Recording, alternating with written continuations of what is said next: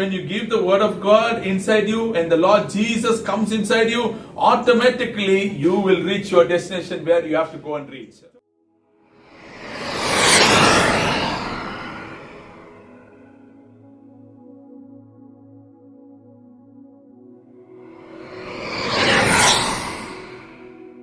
Pastor గారికి నా ధన్యవాదాలు తెలియపరుస్తున్నాను. And also I really give thanks for Bishop Anand Garu for giving me a good treat in this all 2 days in this third day also. ఈ 2 రోజులు కూడా bishop Anand గారు ఈ 3వ రోజు కూడా నాకు మంచి ట్రీట్ ఇచ్చినందుకు వారికి కూడా నా ధన్యవాదాలు తెలియపరుస్తున్నాను. And also I give thanks to one and all to our people who are here who gathered for the word of God.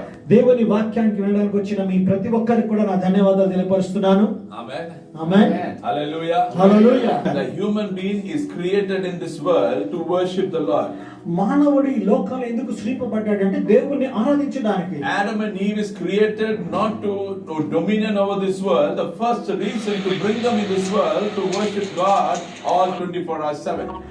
ఆదాము అవ్వని ఈ భూలోకంలో తెచ్చిన కారణం ఏంటంటే 24 గంటలు ఎప్పుడు కూడా దేవుణ్ణి ఆరాధించడానికే కానీ భూమిని ఏలడానికి మొట్టమొదటి కాదు. God has no idea of creating Adam and Eve. దేవునికి ఎలాంటి ఆలోచన లేదు ఆదాము అవ్వని సృష్టించడానికి. We have to understand the Bible properly. బైబిల్ని మనం సరిగ్గా అర్థం చేసుకోవాలి. We are the second option in this world. కాబట్టి ఈ లోకంలో మనం ఒక రెండు ఆప్షన్ గా ఉంటున్నాం. The first option was the angels. మొదటిది ఏంటంటే దూతలు, దేవుని దూతలు. There are 4 archangels are there. 4 దేవుని దూతలు ఉన్నారు. First one is the Gabriel. Gabriel దూత. In the Gabriel the archangel Gabriel has lakhs of angels behind him. కాబట్టి గాబ్రియల్ దూత వెనకాల లక్షలు దేవుని దూతలు ఉన్నారు. Gabriel is the archangel who sends the messages. కాబట్టి గాబ్రియల్ ఎవరంటే ఆ సందేశాన్ని పంపించే దూత. You can see all over the Bible from the Old Testament to the New Testament, he is the one who comes and gives the messages. కాబట్టి పాత నిబంధన నుండి కొత్త నిబంధన వరకు మనం చూస్తే ఈయన ఆ ఒక సందేశాన్ని పంపించాడు. And those who are the assistant angels, you can find everywhere in the Bible. Even today they send messages to us. ఈ రోజు మనం చూస్తే ఆయన కూడా అసిస్టెంట్స్ ఈ రోజు బైబిల్లో కూడా చూస్తే వారి ద్వారా సందేశాలు వస్తున్నాయి. The second archangel is the smiter, the destroyer angel. కాబట్టి రెండో ఒక దూత ఎవరంటే స్మైటర్ అంటే నాశనము చేసే దూత. The smiter, which means the destroyer, he is the second archangel. కాబట్టి ఆయన నాశనము చేసే దూత, ఈయన రెండవ దూత. He doesn't know anything. ఆయనకి ఏమీ కూడా తెలియదు. If God tells to destroy, he will destroy there. దేవుడు అక్కడ నాశనం చేయమంటే నాశనం చేస్తాడు అంతే. He will never say they are the children of God or not. He will not see anything. He will just go and destroy. That is his work. వారు దేవుని పిల్లలా కాదా ఏం కూడా చూడు నాశనం చేయమంటే పోయి నాశనం అదే ఆయన పని అంతే. That is why in Exodus you can see when the Passover is going on, either whoever it is in the land of Egypt, they will be dying. చూడండి అదే మనం చూస్తే ఆ పస్కా పండగ సమయంలో ఐగుప్తు ఎవరైనా కూడా ఆ సమయంలో వారు చనిపోతారు. Those are putting the blood on the doorpost, they only were saved. ఎవరైతే ద్వారబంధనానికి రక్తాన్ని పూసుకున్నారో వారు మట్టిగా రక్షింపబడ్డారు. So the smiter will not know who is good or bad. కాబట్టి నాశనం చేసే దూతకి ఎవరు మంచివారు ఎవరు చెడ్డవారు తెలియదు ఆయనకు. If God tells them to perish, they will go and perish the people on the spot. అని దేవుడు వెళ్ళి నాశనం చేయమంటే ఆ స్పాట్ లో వెళ్ళి నాశనం చేసే దూత. There are some people who came and looked unto the Ark of the Covenant. కాబట్టి వారు వచ్చి ఆ మందసం పెట్టి కొంతమంది చూస్తున్నారు. If you see in 1 Samuel chapter 6, you will find that verses. మొదటి సమయంలో 6వ అధ్యాయంలో చూస్తే మీరు ఆ వాక్యాలు చూస్తారు. There you can see 53,000 people died on the spot. 53,000 మంది ఆన్ స్పాట్ లో చనిపోవడం అని చూస్తున్నా. They couldn't see they are good or bad. వారి మంచోళ్ళో చెడ్డోళ్ళో చూడలేదు. So this is the duty of the second archangel. His name is the smiter, the destroyer. రెండో ఒక దూతకు ఈ నాశనం చేసే. And the cherubs and cherubims and seraphims, they have so many difference in them. కాబట్టి దూతలు కెరూబులు సరాఫీలు దీంట్లో చాలా వ్యత్యాసాలు ఉన్నాయి. In that you see they have some wings, some angels they don't have wings. కొంతమందికి దూతలకి రెక్కలు ఉన్నాయి, కొంతమందికి రెక్కలు లేవు. You may have the question that how come angels will not have wings? మీకు ప్రశ్న ఉండొచ్చు, దేవదూతలకి రెక్కలు లేకుండా ఎలా దేవదూతలు ఉన్నారు? Seraphims and the cherubims they have wings. సెరాఫీము కెరూబిమ్స్ కి వీరికి రెక్కలు ఉన్నాయి. I can explain with the word of God. దేవుని వాక్యంతో నేను మీకు వివరించగలను. And this briefing why we are created. ఎందుకు మనము సృజింపబడ్డామనే విషయం మీకు చెప్తున్నాను. Amen. Amen. Hallelujah. Hallelujah. Even the voice comes or not, we are not running any super singer, any talent show here.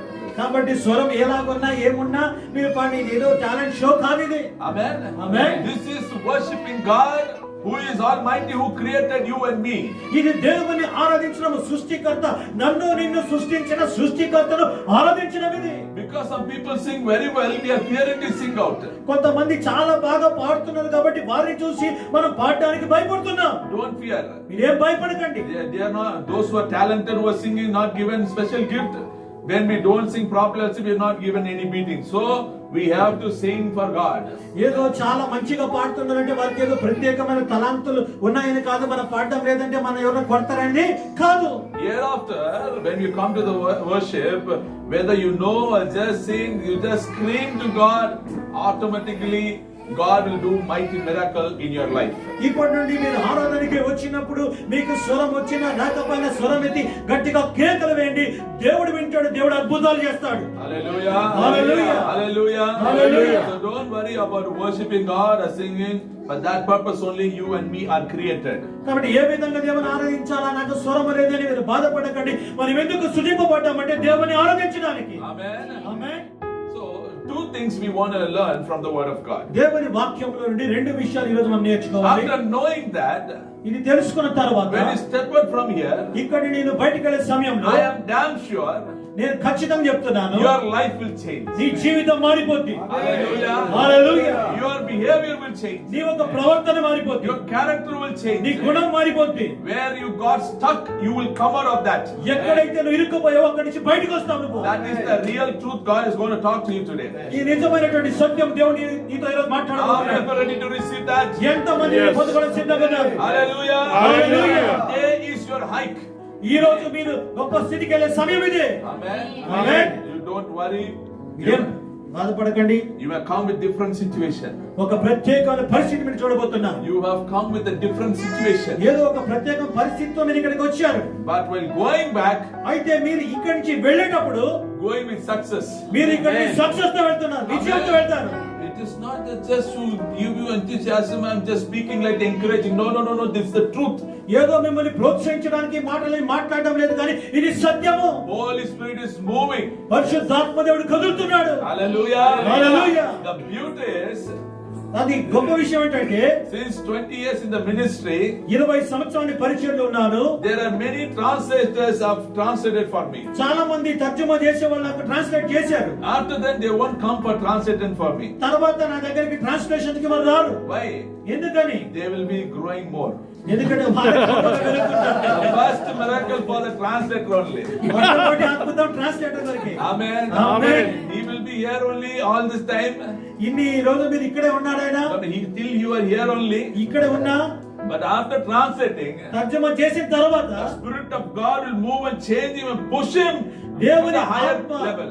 ఆయనని కదిలించి ఆయన ఇంకా ఒక గొప్ప స్థితికి తీసుకెళ్తది. Amen. Amen. Hallelujah. Hallelujah. That is why no translator are permanent for me. A translator కూడా permanent గా నా దగ్గర లేరు. See, always the teachers tell we are the ladders. Teachers ఎప్పుడేమంటే మేమే మిషన్లు అంటారు. Ladders means you will climb up and go. అంటే ఎక్కి వెళ్ళిపోవడం. So they go, they leave the ladder there only. మరి వెళ్ళిపోతారు కానీ మిషన్ అక్కడే If you వదిలేస్తారు. take the ladder with you, you will go even more higher. They forgotten that. నీవు machine తీసుకెళ్తే ఇంకా గొప్ప స్థితికి వెళ్తావు విషయం మర్చిపోయారు. So the translator, if he goes higher, do remember in it. So this is, he has come with the different problems. కాబట్టి కొన్ని సమస్యలతో ఆయన వచ్చాడు. But God is talking to him first of all. మొట్టమొదటిగా దేవుడు ఆయనతో మాట్లాడుతున్నాడు. He is going to see a different level. ఇంకొక గొప్ప లెవెల్ ఆయన చూడబోతున్నాడు. After the translation, that is the blessing which God has given for everywhere. కాబట్టి translation తర్వాత ప్రతి ఒక్కరికి దేవుడు ఇచ్చిన ఆశీర్వాదం అది. Knowingly, unknowingly, Bishop God also translated for me, so that only God is going to lift more and more. తెలుసో తెలియక బిషప్ గారు కూడా తర్జుమా చేశారు కాబట్టి దేవుడు ఆయన కూడా గొప్ప ఉన్నత స్థితికి తీసుకెళ్తారు. Maybe it is a small class, a normal class, but his class is higher. కాబట్టి చిన్న క్లాస్ నార్మల్ క్లాస్ అదే గొప్పది. This is the truth I'm telling you. ఇది సత్యాన్ని నీకు చెప్తున్నాను. Hallelujah. Hallelujah. When the translating time itself, God is translating the person. When the word comes to you, you will be changed and transformed completely. ఎప్పుడైతే తర్జుమా చేసే సమయంలోనే దేవుడు ఒక మార్పు చెందుతున్నాడు. వాక్యం మీలోకి వచ్చినప్పుడు ఆ వాక్యం మిమ్మల్ని పరిపూర్ణంగా మార్చేస్తుంది. First thing I wanted to discuss is about our unbelief in God. కాబట్టి మొట్టమొదటిగా దేవునిలో మనకు ఉన్నటువంటి అవిశ్వాసాన్ని గురించి నేను మాట్లాడబోతున్నాను. our miracles is not happening is not because God is quiet, it is because of our unbelief. ఈ రోజు మనకి ఎందుకు అద్భుతాలు జరగడం లేదంటే దేవుడు మౌనంగా ఉండాడనేది కాదు, కానీ మన అవిశ్వాసాన్ని బట్టి. You may be thinking that why still I am not able to grow. నేను ఇంకా ఎందుకు నేను ఎదగలేకపోతున్నాను. You may think that why I am not developing. ఎందుకు నేను వృద్ధి చెందడం లేదు. You may think that why my prayers are not heard. నువ్వు అనుకోవచ్చు ఎందుకు నా ప్రార్థనకి ఇంకా జవాబు రాలేదు. You may think that the people are trying to push you down not to come up. ప్రజలు నన్ను కిందకి తొక్కేస్తున్నారు, పైకి రాకుండా మీరు అనుకోవచ్చు. The problem is our unbelief. సమస్య ఏంటంటే మన అవిశ్వాసము. How much we are having unbelief, that much God cannot work in our life. ఎంత అవిశ్వాసం మన జీవితంలో ఉంటే దేవుడు అన్ని కార్యాలు మన జీవితంలో చేయలేడు. In second he can change your life. ఒక సెకండ్ నీ జీవితాన్ని మార్చగలడు. Amen. Amen. That much faith you should put. అంత విశ్వాసం కలిగి ఉండాలి. If you put the faith, you will go to another level. నువ్వు ఆ విశ్వాసాన్ని బట్టి ఇంకొక స్థితికి వెళ్ళిపోతావు. Amen. Amen. Hallelujah. Hallelujah. Old Testament is completely blaming. కాబట్టి పాత నిబంధన అంటే ఏదో ఆరోపణలు వేయడం. Blaming, which means Abraham had many wives and later only he got the son. ఆరోపణలు అంటే అబ్రహాముకి చాలా భార్యలు, తర్వాత చాలా కాలం తర్వాత కొడుకు కలిగాడు. You may be thinking that Abraham has only one or two wives. No. If you read it in Genesis chapter 25 verses 1 onwards, he has so many wives and so many children. మీరు అనుకోవచ్చు అబ్రహాముకి ఒక ఇద్దరే భార్యలు, కానీ ఆదికాండం 25వ వాక్యాన్ని చూస్తే అనేక భార్యలు, పిల్లలు ఉన్నారు ఆయనకి. Once Moses was called to do the ministry, Moses and his child and the wife is going, God told immediately, Moses, I will kill you. ఎప్పుడైతే మోషేని దేవుడు పరిచర్యకు పిలిచాడో అప్పుడు మోషే తన భార్య తన పిల్లలు వెళ్తుంటే దేవుడు ఏమంటే నీ చంపేస్తా అన్నాడు. Immediately the wife took a small stone and cut the foreskin of the baby, and then God was quiet. అప్పుడే వెంటనే ఆ భార్య ఏం చేసిందంటే ఆ ఒక రాయిని తీసుకొని సున్నతి చేసినప్పుడు దేవుడు అక్కడ మౌనంగా ఉన్నాడు. Why? Because ఎందుకంటే Moses was having the unbelief. మోషేకి అవిశ్వాసం ఉన్నది. Supposing if God doesn't deliver us from land of Egypt, ఈ ఐగుప్తు దేశం నుండి దేవుడు మనల్ని విడిపించకపోతే my son may live like an Egyptian. నా ఒక కుమారుడు ఐగుప్తులాగా ఉండొచ్చు. If it is circumcised, అయితే సున్నతి అయితే my son can again, if God doesn't deliver, he will also become a slave. కాబట్టి సున్నతి దేవుడు విడిపించకపోతే వీడు కూడా బానిస అయిపోతాడేమో.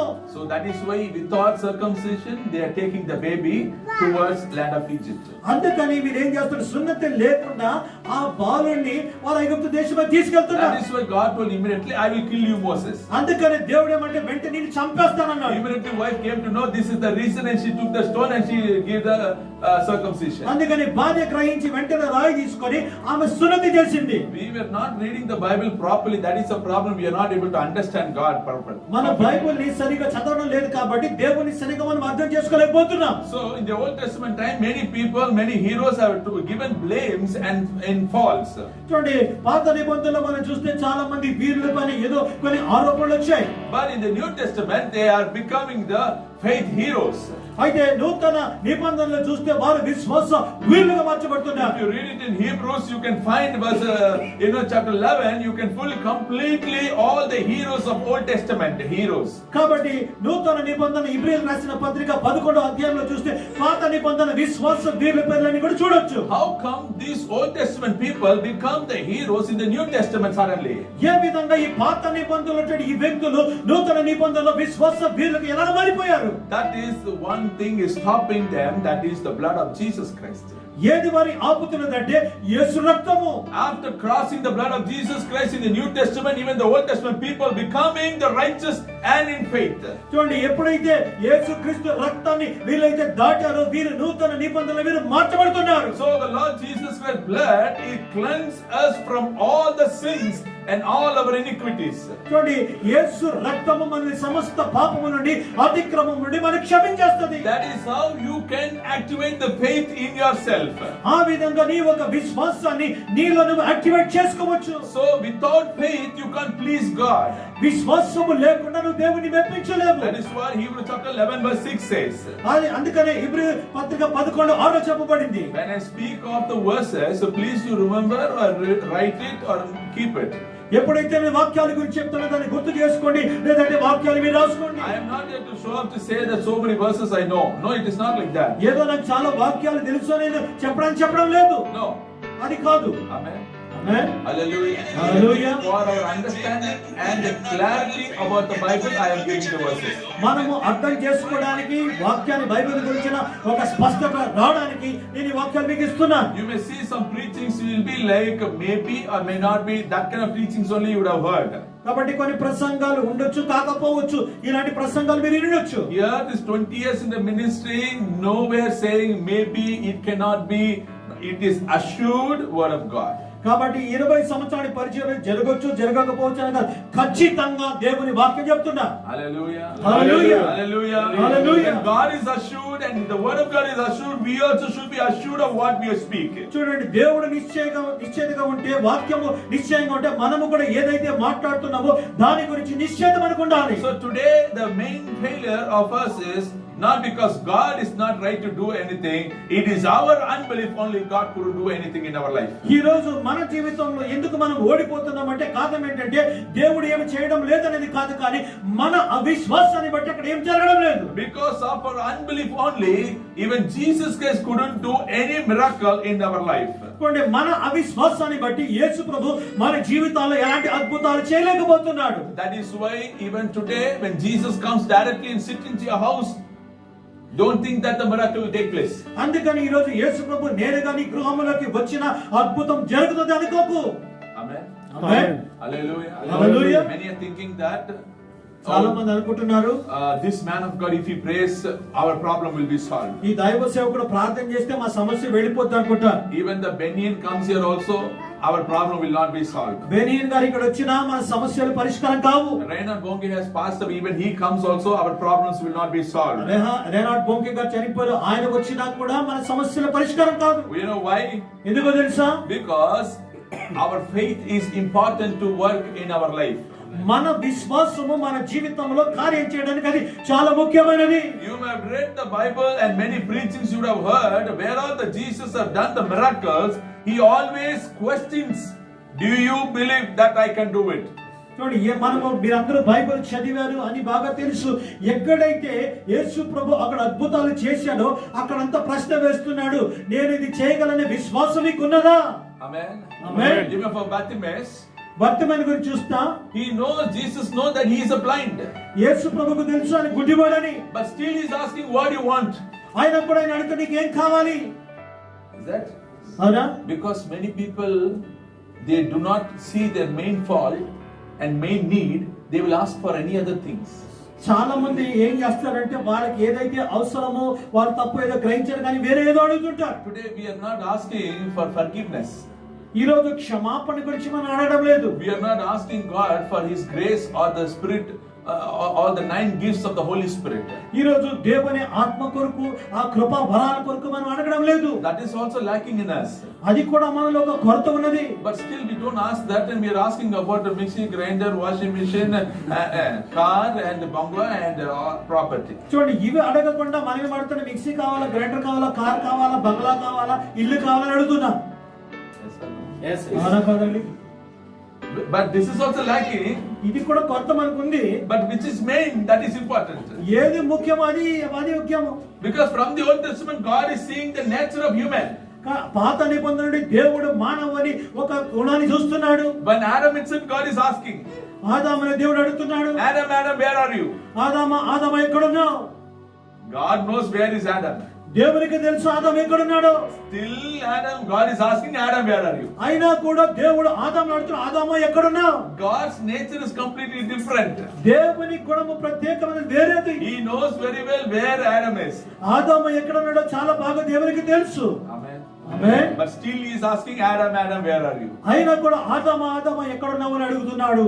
And again he is asking Cain, where is your brother? తర్వాత కైనా నీ సహోదరుడు ఎక్కడ అని He అడుగుతున్నాడు. knows very well the blood has come to the kingdom of heaven. చూడండి, ఆ సహోదరుని రక్తము పరలోక రాజ్యానికి వచ్చింది, దేవునికి బాగా తెలుసు. Why? Because the first bloodshed and the first death we can see was Abel. చూడండి, మొదటిగా అక్కడ రక్తం చిందింపబడింది, మొదటి మరణం ఏమిటంటే ఏబేలు అని మనకు తెలుసు. Already hell is prepared for Satan. చూడండి, సాతాను కొరకు నరకము సిద్ధంగా ఉన్నది. And for the temporary living is Hades and the paradise. The temporary living is Hades and paradise. చూడండి, తాత్కాలికంగా అక్కడ ఉండేది ఏమంటే అగాధము, పరదైసు. So Abel was unable to go to enter into the kingdom of heaven. So for him to rest, God created and given the paradise. చూడండి హేబెలు పరలోక రాజ్యములో ప్రవేశించలేదు కానీ ఆయన అక్కడ విశ్రాంతి తీసుకోవడానికి ఆయనకు పరదేశం ఇవ్వబడింది. Amen.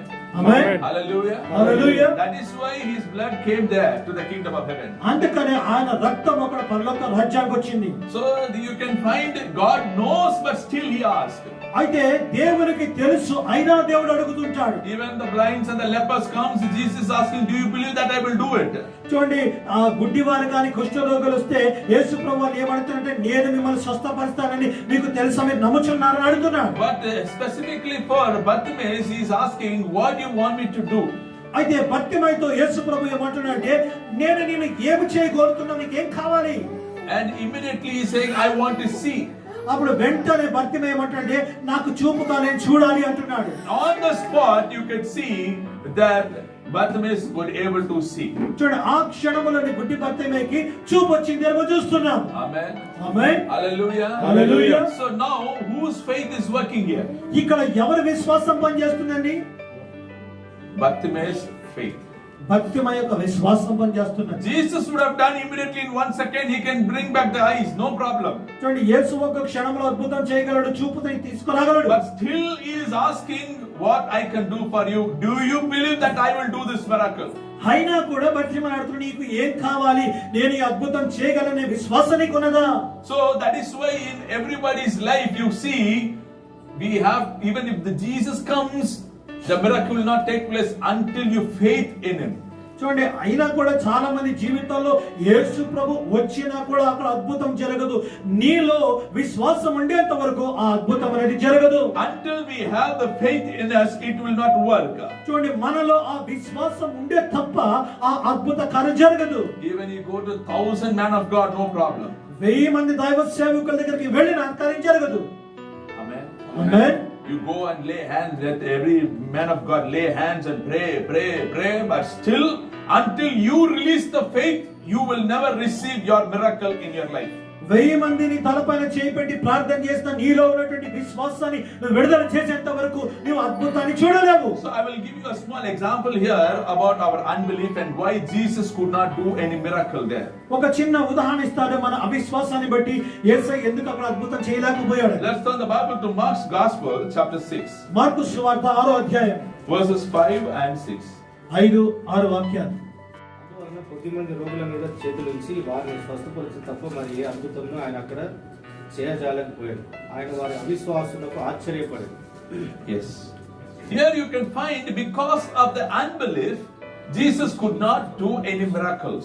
ఇక్కడ మనం చూస్తే వాక్యములో వారి ఒక అవిశ్వాసాన్ని బట్టి యేసయ్య అక్కడ ఏ అద్భుతాలు చేయలేకపోయాడు. Look at this, it's very clear. Because Jesus also came there to that village, but still he is unable to perform any miracles, is because of their unbelief. చూడండి యేసయ్య వారి గ్రామానికి వచ్చిన వారి ఒక అవిశ్వాసాన్ని బట్టి అక్కడ ఏ అద్భుతాలు చేయలేకపోయాడు.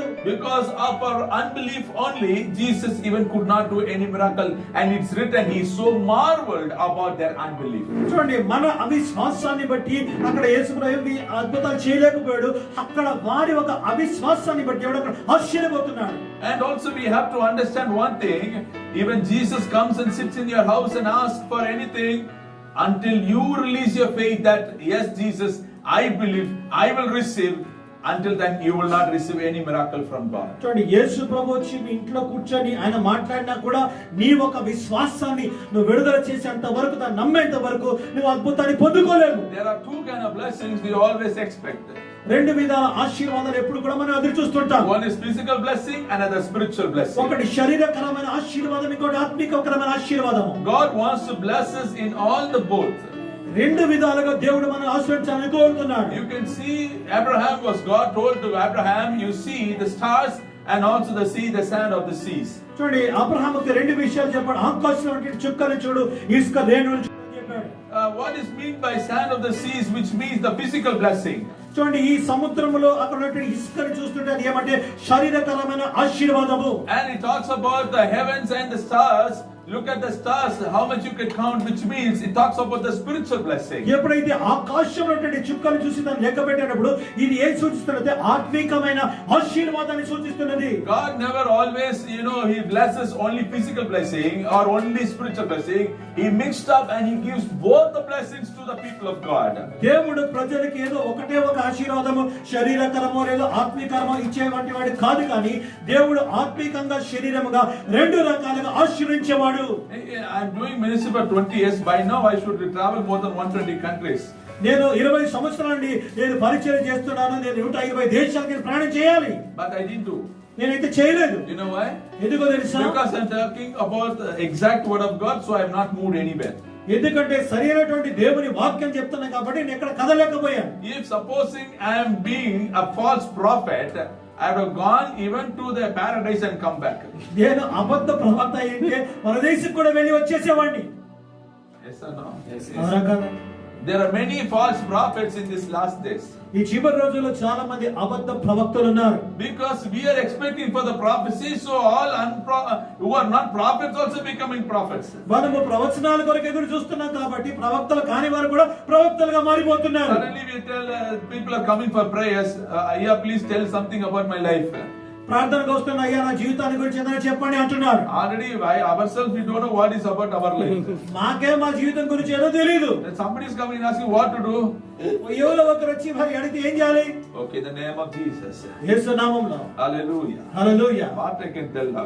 ఏం చెప్పాలి ప్రభువా? Okay, I will tell something. ఏదో ఒకటి చెప్పేస్తాను. Immediately that will happen by fluke. ఏదో ఒక విధిగా జరిగిపోద్ది వారికి. Immediately he will become a prophet. వెంటనే ఆయన ఏమంటే ప్రవక్త అయిపోతాడు. Bible says, I have not told these people that they are prophet, but still they prophesy. Bible ఏం చెప్పండి? వీరు ప్రవక్తలని చెప్పలేదు, ఆయన కూడా ప్రవచిస్తున్నారు. If you read the Bible, I am still, in shivering to share the word of God. చూడండి Bible చదివితే ఇంకా Bible పట్టుకోవడానికి వాక్యం చెప్పడానికి ఏదో వణుకుతున్నాను. I don't have the boldness to come and sit in the dais. కాబట్టి ముందు వచ్చి కూర్చునేంత ధైర్యంగా నాకు లేదు. Why? ఎందుకో I తెలుసా? fear God that much. ఎందుకంటే దేవునికి అంతగానే That భయపడుతున్నాను. is why I always roam somewhere, sit somewhere. I won't be searching this place. అందుకని నేను ఎక్కడో బయట దూరం ఉంటాను కానీ ఈ స్థలం కొరకు వెతకను నేను. Everybody will come here, come here. ప్రతి ఒక్కరు చెప్తారు ముందుకు వచ్చి కూర్చోండి. Who knows about God only knows about this place. దేవునికే తెలుసా స్థలం గురించి. Amen. Amen. How God is so dangerous, those who know are very close only will know about Him. ఎవరైతే దేవునికి చాలా దగ్గరగా ఉంటారో వారికే తెలుసు దేవుడు ఎలాంటి వాడని. See, outside the very people will be looking very good. Everybody will love to see that people. చూడండి బయటికి చాలా మంది చాలా మంచిగా ప్రేమగా కనిపిస్తారు, అందరికీ వాళ్ళంటే చాలా ఇష్టము. But you go and ask the assistant, they only will tell the real true color of that person. ఆ అసిస్టెంట్ ని పోయి అడిగితే ఆ వ్యక్తి నిజమైన రంగు ఏంటో నిజమైన ఈ కథ ఏంటో వారు చెప్తారు. Like that only how much you get close to God, that much you get fear. దేవునికి ఎంత దగ్గర అవుతావో అంత భయం నీకు వస్తుంది. Amen. Amen. Because this place is not easy. ఈ స్థలం అనేది చాలా సులువైనది కాదు. Amen. That is why wherever any meetings I go, I sit somewhere. అందుకని ఏ మీటింగ్ వెళ్ళని ఎక్కడో ఒక దగ్గర కూర్చుంటాను. Once I was invited for a pastors meeting. ఒకసారి పాస్టర్స్ మీటింగ్ ని ఆహ్వానించారు. I was the preacher there. నేను అక్కడ ప్రసంగించాలి. So there are 700 pastors gathered. అక్కడ 700 మంది పాస్టర్లు ఉన్నారు. I always want to be on time. నేను ఎప్పుడూ సమయంలో సరైన సమయంలో ఉంటాను. Instead of 8:30, I went by 7:30. నేను 8:30 కంటే 7:30కి వెళ్ళిపోయాను. The people who are working in charge, they don't know that I am the preacher. కాబట్టి అక్కడ ఎవరైతే పని చేస్తున్నారో వారికి తెలియదు నేనే ముఖ్య ప్రసంగికుడిని. Then he told the young boy, come here. అప్పుడు ఏమంటే ఎవరొస్తున్నా ఇక్కడ రమ్మన్నా. I said, okay sir. ఆయన సార్ ఓకే సార్ అన్నాడు. You know sweeping, he asked. నీకు ఓడడం చిమ్మడం తెలుసా అని అడిగాను. Yes sir, I do very well. అయ్యా నాకు తెలుసయ్యా, నేను I బాగా was wearing చేస్తాను. very good dress. నేను మంచి డ్రెస్ వేసుకున్నాను. I said, why you are wearing socks, he asked me. ఆయన అడుగుతాడు ఎందుకు నువ్వు సాక్స్ వేసుకున్నావు అని. Okay sir, I will remove it. సరే అయ్యా నేను socks Fold your pant. Socks ఇప్పేస్తాను, ప్యాంట్ మర్చుకోమన్నా. He given the big water pipe, he told put all the ground. పెద్ద ఒక నీళ్ల పైప్ ఇచ్చి ఆ గ్రౌండ్ కంతా నీళ్లు వేయమన్నారు. Then he told me to sweep. తర్వాత ఏమన్నారు, దాన్ని చిమ్మమన్నాడు. I swept everything. అంతా కూడా నేను చిమ్మేశాను. It became 8 o'clock. 8 గంటలు అయిపోయింది. I was sweating very badly. నాకు చాలా చెమట వస్తుంది. Then he said, inside there is many chairs that you just wipe all the chairs. కాబట్టి లోపల చాలా కుర్చీలు ఉన్నాయి, కుర్చీలంతా తుడిచేసేయమన్నారు. Okay, I will do it. సరే అదే విధంగా చేస్తా అన్నాను. I never told that I am the preacher. నేనే ముఖ్యమైన ప్రసంగికుడని చెప్పలేదు. I am the preacher here. I never told anything. నేనేం చెప్పలేదు, నేనే ముఖ్య ప్రసంగికుడని. Because I always want to escape. నేను ఎప్పుడు కూడా తప్పించుకోవాలని చూస్తుంటాను. I don't want to show myself. నన్ను నేను చూపించుకోవాలని ఇష్టం లేదు. Why? Because ఎందుకంటే everywhere you go, you have to search the people who are always expecting. ఎక్కడికి వెళ్ళినా కూడా ఏదో ఒకటి నిరీక్షించే ప్రజల్ని మనం చూస్తున్నాం. We have to understand that. దీన్ని మనం అర్థం చేసుకోవాలి. Everywhere we go that the Holy Spirit is leading and guiding, we should be very careful. ఎక్కడికి వెళ్ళినా పరిశుద్ధాత్మ దేవుడు మనల్ని నడిపిస్తున్నాడు, చూపిస్తున్నాడు, చాలా జాగ్రత్తగా ఉండాలి. Why? ఎందుకని? Because when we stand in the presence of God, we have that much of problem. ఎందుకంటే దేవుని సన్నిధిలో నిలబడినప్పుడు అన్ని సమస్యలు ఉన్నాయి. When the true word of God comes out, you will be under trouble. ఎప్పుడైతే సత్యమైన వాక్యం బయటకు వచ్చినప్పుడు సమస్యలు ఉంటాయి. We should be very careful. నీవు చాలా జాగ్రత్తగా ఉండాలి. After going to the preaching, మీరు వాక్యం చెప్పిన తర్వాత when the preaching time starts, ఆ వాక్యం చెప్పే సమయం వచ్చినప్పుడు immediately వెంటనే then they're calling me for the dais. అప్పుడు నన్ను డయాస్ పైకి పిలిచారు. That time only that uncle came to know that I am the preacher. అప్పుడు అంకర్ తెలిసింది నేనే ముఖ్య ప్రసంగికుడిని. So that much I always fear to come to this place. నేను ఈ స్థలానికి రావడానికి నేను అంతగా How భయపడతాను. much I am happy is I don't want to come here is because the presence of God is so mighty. ఎందుకంటే దేవుని సన్నిధి అంత గొప్పగా ఉందని నేను భయపడుతుంటాను Even రావడానికి. when the mighty presence of God is there, Satan cannot bear that. ఎప్పుడైతే దేవుని సన్నిధి చాలా గొప్పగా ఉన్నప్పుడు సాతాను దాన్ని భరించలేడు. Hallelujah. Hallelujah. We must be very careful. మనం చాలా జాగ్రత్తగా ఉండాలి. So because of our unbelief only, we are unable to get any miracles from God. మన అవిశ్వాసాన్ని బట్టి దేవుని దగ్గర నుండి మనం అద్భుతాన్ని పొందుకోలేకపోతున్నాం. In this village, when Jesus went, he could do only few miracles. Other places he couldn't do it. అయితే ఈ గ్రామానికి వెళ్ళినప్పుడు ఏదో కొన్ని అద్భుతాలు చేయగలిగాడు. అయితే వేరే ప్రాంతాల్లో ఏ అద్భుతం చేయలేకపోయాడు. Why? ఎందుకని? Because they don't have the belief. ఎందుకంటే వారికి విశ్వాసము లేదు. Because of their unbelief only all these things happened. వారి ఒక అవిశ్వాసాన్ని బట్టి ఇవంతా కూడా జరిగింది. So today, ఈ రోజు in your family, నీ ఒక కుటుంబంలో if Jesus comes also, యేసు ప్రభు వచ్చినా why the miracle is not happening is because of our unbelief. ఎందుకు అద్భుతము జరగడం లేదంటే మన అవిశ్వాసాన్ని బట్టి అద్భుతం జరగడం లేదు. We should have the complete faith. మనకి పరిపూర్ణమైన విశ్వాసం ఉండాలి. Amen. Amen. If you have the complete faith, మీకు పరిపూర్ణమైన విశ్వాసం ఉంటే then you can go forward. అప్పుడు నువ్వు ముందుకు వెళ్ళగలుగుతావు. Amen. Amen. And when you go, నువ్వు వెళ్ళినప్పుడు you should not go alone. నువ్వు ఒంటరిగా వెళ్ళకూడదు. You should always have Jesus Christ with you. యేసు నీతో పాటు ఉండాలి. So the second point I'm going to tell you, రెండో విషయం ఏంటంటే first thing is unbelief. మొదటిది అవిశ్వాసము. Second thing is రెండవది we have to see that how we are traveling by ourselves or we are taking Jesus with us. రెండోది మనం ఏం చూసుకోవాలంటే మనము సొంతంగా ప్రయాణం చేసి వెళ్తున్నామా లేదా యేసుని మనతో పాటు తీసుకుని వెళ్తున్నామా.